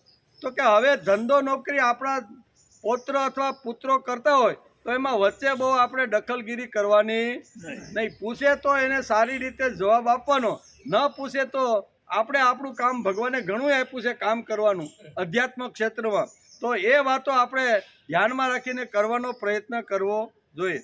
તેથી અહીં કહે છે કે જે લોકો વાનપ્રસ્થાશ્રમના નીતિ નિયમો જે સ્વીકારતો નથી એ વાનપ્રસ્થી પાપી છે. ઘણીવાર આપણે એમ થાય કે હાલો આપણે વાનપ્રસ્થી થઈ ગયા, આવું નથી. એમ ઉંમર વધી જાય છે એટલે વાનપ્રસ્થ નહીં, બરાબર. ઉંમર તો આપણે નહીં કાંઈ કરીને તો એ એનું કામ તો કરવાનું છે. ઉંમર તો ધીમે ધીમે વધવાની છે. તો ખરા અર્થમાં વાનપ્રસ્થી કોને કહેવાય? તો કે ગૃહસ્થાશ્રમની અંદર હું જ્યારે જીવન જીવતો હતો, હું જ્યારે નોકરી ધંધો કે જે કાંઈ પુરુષાર્થ કરી અને વિત્ત કમાવી અને ઘરની અંદર લક્ષ્મીને, મારી પત્નીને આપતો હતો, બરાબર. તો આપ્યા પછી એમાં જે કમાણી મારી જે કરી હોય એમાંથી અમુક જે ભાગ છે ને એ ભાગ ભગવાનના કામમાં વાપરવાનો. એટલે જૂના કાળનો એક નિયમ હતો કે ગૃહસ્થી માણસ પોતાની કમાણીમાંથી 2 આના ભગવાન માટે રાખે અને 14 આના પોતાનો ગૃહસ્થાશ્રમ ચલાવવા માટે રાખે. છોકરાઓને ભણાવવા ગણાવવા જે કાંઈ ધંધા વ્યવહારની અંદર મારે જો આવી રીતના મને શું કહેવાય 16 રૂપિયા જો મળતા હોય તો બે રૂપિયા મારે ભગવત કાર્યમાં વાપરવાના અને 14 રૂપિયા મારે ગૃહસ્થાશ્રમ મારો સારો ચાલે. આ મારા ગૃહસ્થાશ્રમની સુંદર મજાની આવી રીતની વ્યવસ્થા હતી. વેદ વ્યાસ કહે છે કે જે વખતે તમે ગૃહસ્થાશ્રમનો ત્યાગ કરી અને વાનપ્રસ્થાશ્રમ જ્યારે સ્વીકાર્યો છે ત્યારે તમારી જે આવક કે તમારું જે કાંઈ હોય એને ઉલટું કરી નાખવાનું, બરાબર ને. અત્યાર સુધી 2 આના ભગવાન માટે હતા ગૃહસ્થાશ્રમમાં અને 14 આના પોતાના માટે હતા.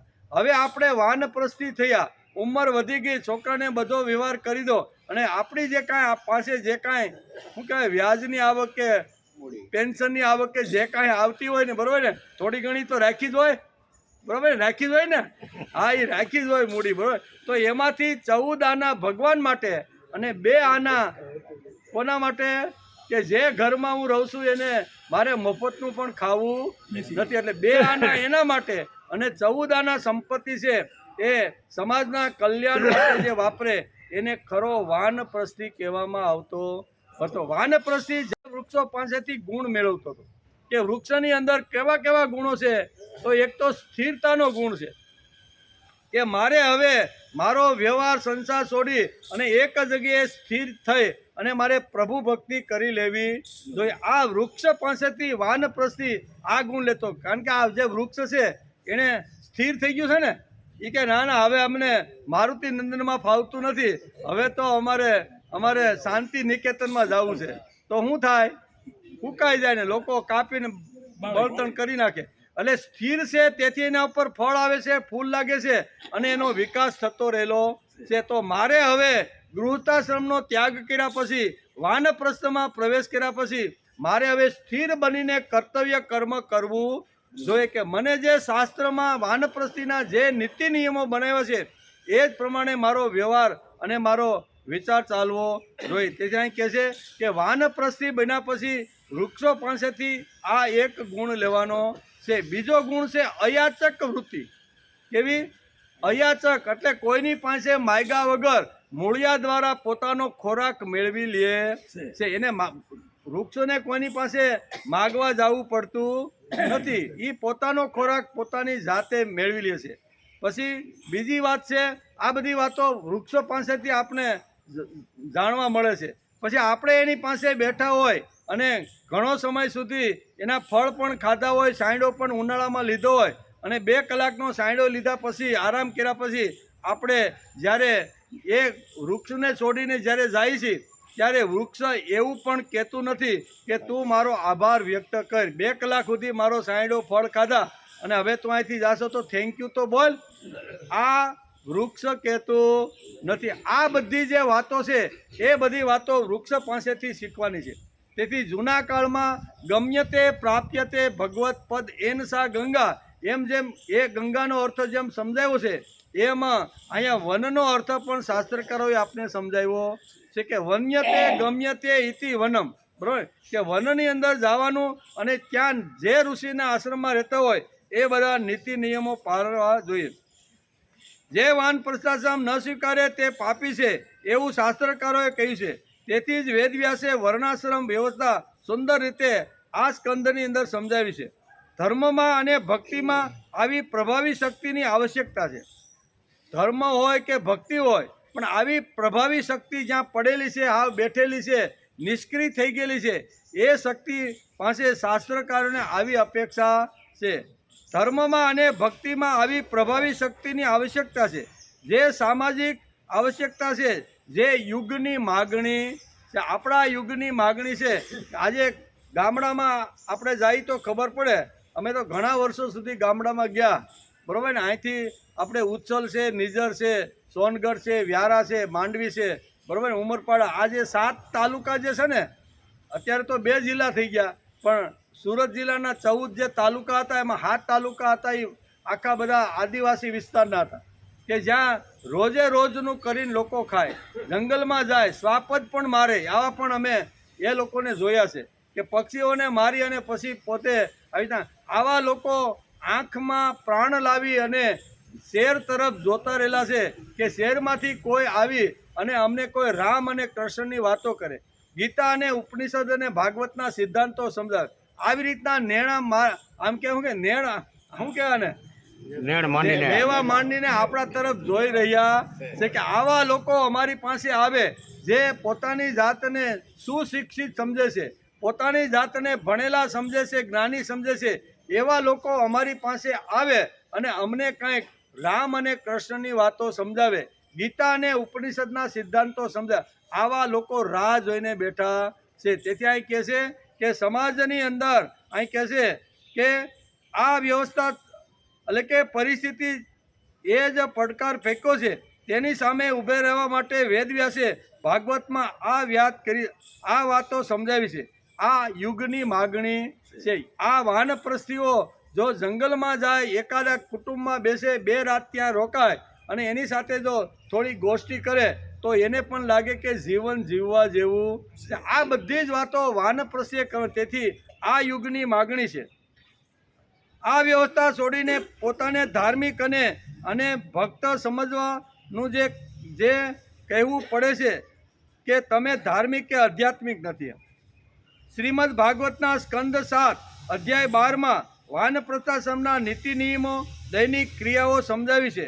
પ્રભુ તરફ આમ વાનપ્રસ્થને વાળવાનો વેદવ્યાસે આ સ્કંદની અંદર પ્રયત્ન કર્યો છે કે પરિસ્થિતિનો આ જે પડકાર છે કે અમારી પાસે કોઈ આવે, અમારી પાસે કોઈ બેસે, અમને કોઈ હૂંફ આપે અને એની પાસે કાંઈ સારી વાતો છે એ જો અમને સમજાવે તો અમારું જીવન પણ સારું થાય. તેથી આ દુનિયાની અત્યારે યુગની માગણી છે અને સામાજિક પણ આવશ્યકતા છે. એક માણસ બધી જગ્યાએ પહોંચી શકતો નથી. તેથી વાનપ્રસ્થીઓએ આ સમાજના કલ્યાણ માટે, સમાજના ઉત્કર્ષ માટે ઘરમાંથી પગ બહાર કાઢી અને બહાર જવાનો પ્રયત્ન કરવો જોઈએ.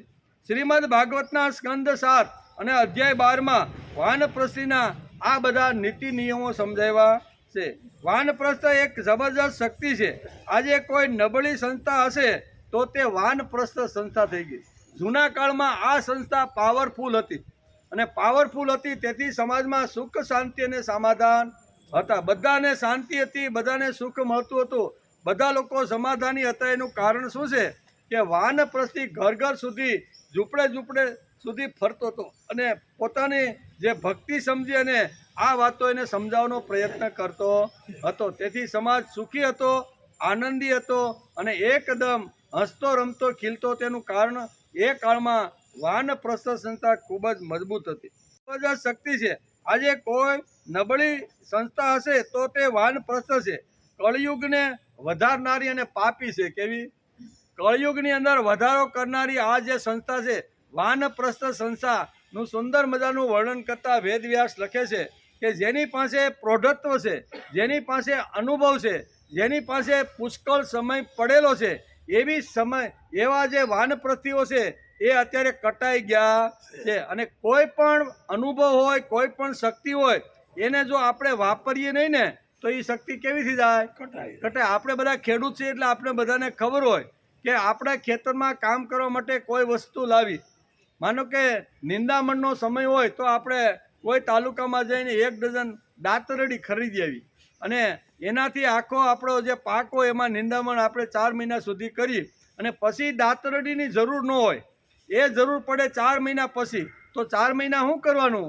તો આપણે એને પોટલી વાળી અને કોઈ મેળા ઉપર આપણે એને રાખી મૂકી અને 4 મહિના પછી એ દાતરડીને જો આપણે મેળા ઉપરથી ઉતારીએ તો શું થાય? કટાય. પડી છે, એને કંઈ કામ નથી એટલે એ દાતરડી કટાઈ જાય છે. તો કટાવવું સારું કે વપરાવવું સારું? અહીં પ્રશ્ન આપણે ભાગવતકાર પૂછે છે કે માનવ દેહ મળ્યો છે, એ બેઠા જો કટાઈ જતો હોય તો એ કટાઈ જવું સારું કે માનવ દેહ મળ્યો છે એ ઝૂંપડે જઈ અને પોતાનો આધ્યાત્મિક વિકાસ કરી અને મારી ભક્તિ કરવી છે એ હરતો ફરતો રહેલો સારો? એટલે આપણે આવા જે દ્રષ્ટાંતો છે, કોઈ પણ વસ્તુ જો પડી રહે તો 100% એને કાટ લાગે અને એકવાર એક વસ્તુને કાટ લાગે એનો અર્થ એવો થયો કે દાતરડીની અંદર હતું જે લોઢું એ થોડું ઘસાઈ ગયું. કારણ કે કાટ કાઢો એટલે એ લોઢું જ હોય એટલે એ લોઢું ઉતર્યું કે નહીં? એટલે પડ્યો માણસ આવી રીતનો ઉતરી જાય એના કરતાં એ જ દાતરડી જો વાપરવામાં કાયમ માટે જો કે ઘસાય તો બે છે, બંને ઘસાવાનું કામ તો એક પડ્યું કાઠથી ઘસાય છે અને એક રચકો વળતા કે નીંતા સરસ મજાનું છે અને ઉજળું રહે. પાછું કેવું? જે વપરાય તે ઉજળું રહે અને પડ્યું રહે તે કેવું થઈ જાય? કટાઈ જાય. એટલે સમાજની અંદર વાનપ્રસ્થીઓ બધા જે છે એ જો શાંતિથી પણોઠી વાળીને ઘરની અંદર અને કોઈ બાકડાવા ઉપર બેઠીને બીડીના ઠૂઠા કે તમાકુ માવા ચોલતા બેઠા રહે છે તો આ શક્તિ બધી કટાઈ જાય છે.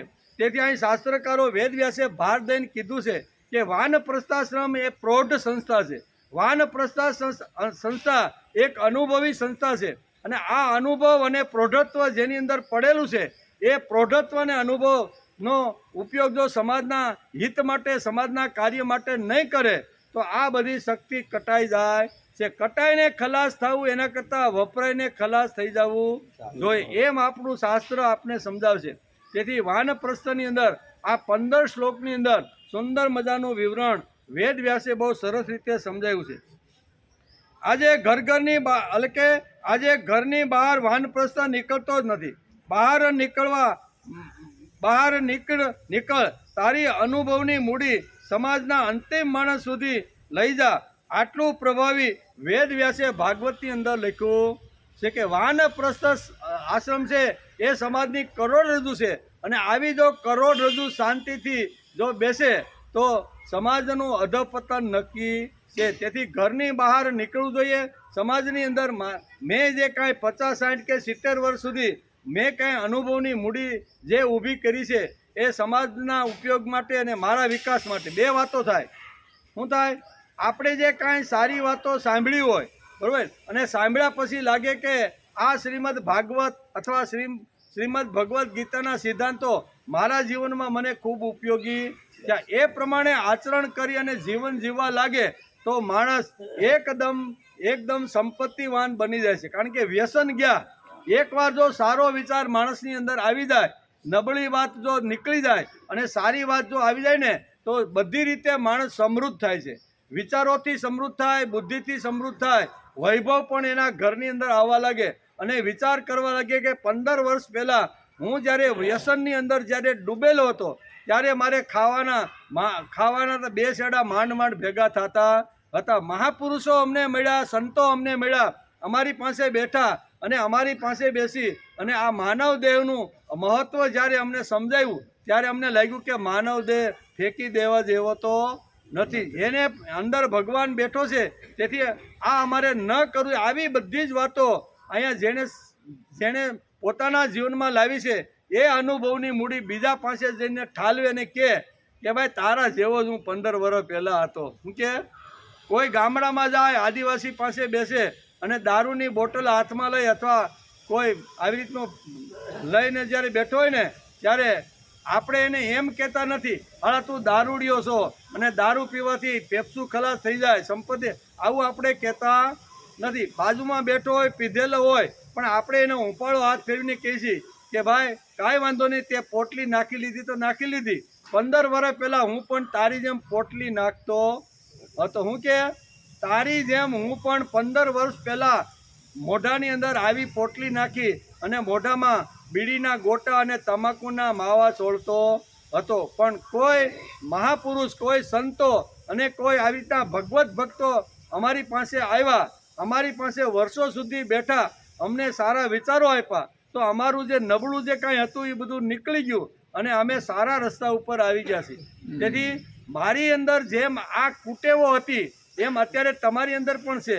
પણ કાંઈ વાંધો નહીં, તમારી અંદર એક જો સારો વિચાર જશે તો નબળો વિચાર એકદમ નીકળી જશે. અમે પણ તમારા જેવા હતા. નકર આપણે હા હવે એની પાસે બેહવું નથી, એ તો દારૂથી ગંધાતું રેલુંનું મોઢું છે, હવે એની પાસે શું બેહવાનું. ઘણીવાર આમ કરીને આપણે તરસોડી દેતા હોય છે. તેથી સમાજનું અધપતન એક થયું છે. જે એકદમ જે કચડાયેલો જે વર્ગ છે ને એ વધારે ને વધારે વ્યસની બને છે. એનું કારણ શું છે કે સજ્જન સારા પુરુષો એની પાસે કોઈથી ગયા નથી. શા માટે નથી ગયા? એ તો માથે રહે છે બરાબર અને ફિશિંગ કરે છે. આવો પાપી માણસ પાસે અમે કેમ જઈએ? આ આદિવાસી છે એ જંગલમાં જાય છે, હાથની અંદર આવી રીતનું તીર લઈને શ્વાપદને મારીને ખાય છે. આ માંસ ભક્ષી છે, આવા લોકો પાસે અમે જઈએ? આમ કરી અને કહેવાતા વિદ્વાન, કહેવાતા જ્ઞાની પુરુષો, કહેવાતા પોતાની જાતને ધાર્મિક કહેવાતા જે લોકો છે એવા લોકો આ લોકો પાસે પહોંચ્યા નહીં. તેથી ધીમે ધીમે આ લોકો આવી રીતના થવા લાગ્યા. કોઈ આ જગતમાં મહાપુરુષ આવે, મહાપુરુષ આવ્યા પછી વિચાર કરે કે સમાજનું અધપતન શા માટે થયું છે, તો સમાજના અધપતનનો અભ્યાસ કરીને વિચાર કરે છે કે આવા કચડાયેલા વર્ગની પાસે કોઈ સજ્જન, ધાર્મિક કે પોતાની જાતને જ્ઞાની સમજતો માણસ કોઈ દિવસ એની પાસે ગયો નથી. કાંઈ વાંધો નહીં, અમે એની પાસે બેસશું. ગમે એટલું જ્ઞાન એની પાસે હોય, ગમે એટલી વિદ્વતા હોય, ગમે એટલા લોકો એને નમસ્કાર કરતા હોય પણ છતાંય મહાપુરુષ પોતે ઉઠી અને આવા સાગર પુત્રો કે કચડાયેલા વર્ગ પાસે જઈને બેસે છે અને કહે છે કે તમારા પૂર્વજો આવી રીતના હતા. વેદ અને વ્યાસ એ તમારા પૂર્વજો છે. એ પણ મત્સ્યગંધા કહેવાનો અર્થ કે આ બધી વાતો કરી અને એને ઊભો કરવાનો પ્રયત્ન કરે છે. તમે તો વેદ શું કે વ્યાસ અને વાલ્મીકીના સંતાન છો. વાલ્મીકી પણ આવી રીતના જંગલમાં જઈને લૂંટાર કરીએ અને પોતાનો વ્યવહાર કરતો હતો. તમે પણ વાલ્મીકીના સંતાન છો. તમે પણ વ્યાસના સંતાન છો. મત્સ્યગંધા અને આવી રીતના કેવા પરાશર, બરોબર, મત્સ્યગંધા અને પરાશરના આ વેદવ્યાસ છે એ પણ મત્સ્યગંધાના જ પુત્ર છે. કહેવાનો અર્થ કે આવી રીતનું કઈ એની અસ્મિતા જાગૃત કરવાનું કામ મહાપુરુષો જગતમાં જઈને કરતા હોય છે. તેથી કહેવાનો અર્થ એ છે કે વાનપ્રસ્થિ એક પ્રૌઢ સંસ્થા છે, અનુભવી સંસ્થા છે. આ સંસ્થા જબરજસ્ત જો કામ કરતી સમાજમાં થઈ જાય ને તો સમાજનું આખું વાતાવરણ બદલી જાય છે. પણ આ લોકો તો હિંચકે બેઠા છે, પોતરોને રમાડે છે અને ગામ ગપાટા મારતા બાકડા ઉપર બેસી અને બહાર થાય એટલે ખખેરીને રવાના થઈ જાય છે. આ જે શક્તિ જે પડેલી છે એ શક્તિ અત્યારે વેડફાઈને કટાઈ રહેલી છે. આ શક્તિની જો કામે લાગે, વેદ વ્યાસની આ જ વ્યથા છે. તેથી વેદ વ્યાસે ભાર દઈ અને આ બે બ્રહ્મચર્યાશ્રમ અને અહીંયા વાનપ્રસ્થાશ્રમ ઉપર આટલો મોટો ભાર આપ્યો છે. એમ કરી અને અહીંયા 15 શ્લોકની અંદર સુંદર મજાનું વિવરણ વેદ વ્યાસે કર્યું છે. અને સુખદેવજી મહારાજ અત્યારે ગંગા નદીના પવિત્ર કિનારા ઉપર પરીક્ષિત રાજાને પણ આ જ વાત સમજાવી રહ્યા છે. નૈમિષારણ્યની અંદર પણ આ જ વાત ચાલતી રહેલી છે. આગળ આપણે જોયું કે નૈમિષારણ્યની અંદર હજારો ઋષિઓ ત્યાં ભેગા થયા છે અને અહીંયા સૂતજી અત્યારે આ બધી કથા અત્યારે અહીંયા ઋષિઓને કહી રહ્યા છે. અહીંયા શું કહેવાય, નારદજી પણ અત્યારે યુધિષ્ઠિરે જે પૂછેલા જે કંઈ પ્રશ્ન હતા એ પ્રશ્નનો જવાબ અત્યારે અહીંયા નારદ મુનિ અત્યારે યુધિષ્ઠિરને આપે છે કે આ સંસ્થા જો પાવરફુલ હશે, આ સંસ્થા જો આવી રીતે કામે લાગશે તો સમાજની અંદર સુંદર વન અથવા નંદન વન આવતા વાર લાગશે.